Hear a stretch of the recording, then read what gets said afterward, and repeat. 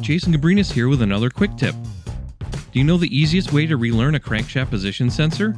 Select Service Resets and Relearns. Replace or relearn crankshaft position sensor.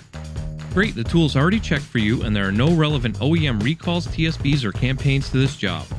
If you have a Snap-on repair information subscription, link to repair information right from the tool.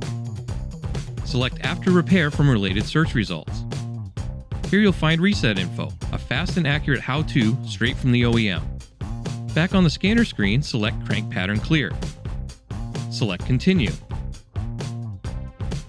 Once Crank Pattern Clear is complete, select Crank Pattern Learning.